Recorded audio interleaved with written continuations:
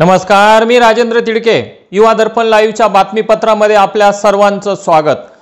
बातमीपत्राच्या सुरुवातीलाच बातमी पाहूयात बीड शहरातील चोरांच्या दहशतीची. बीड शहरात गेल्या 15 दिवसांपासून चोरांची चांगलीच दहशत पसरली असून चोरांच्या भीतीमुळे बीड शहरातील नागरिक हे रात्र जागून काढत आहेत. तर काही ठिकाणी चोरांच्या भीतीने लहान मुले देखील झोपायला तयार नाहीत.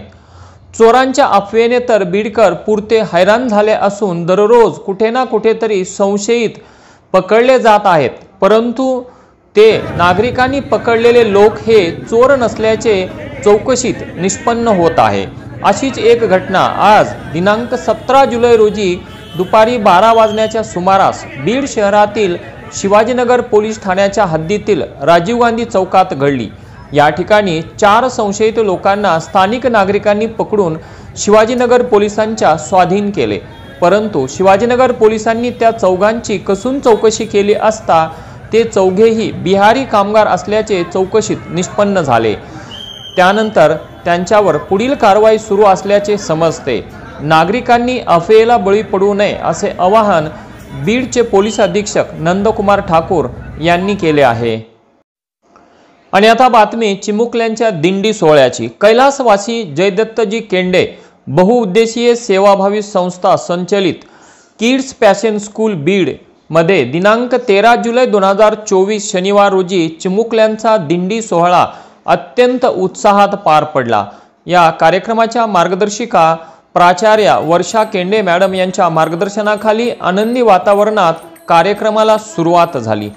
संस्थेच्या अध्यक्षा अंजनाताई केंडे यांच्या हस्ते विठ्ठलाची आरती करत सर्व मुलांना खाऊ वाटप करण्यात आला. चिमुकली मुले वेगवेगळ्या वेशभूषा धारण करून दिंडी सोहळ्यात सहभागी झाले होते.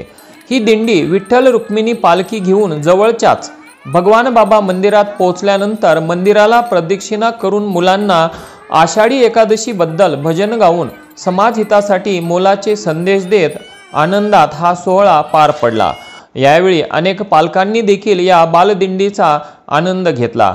हा कार्यक्रम यशस्वी करण्यासाठी प्राचार्या वर्षा केंडे मॅडम यांच्या मार्गदर्शनाखाली किड्स पॅशन स्कूलच्या शिक्षिका Komal miss, Garje miss, Misal miss, Ratnamala miss, Archana miss, Priya miss, Shalini miss आणि बडे मिस इत्यादी शिक्षिकांनी परिश्रम घेतले.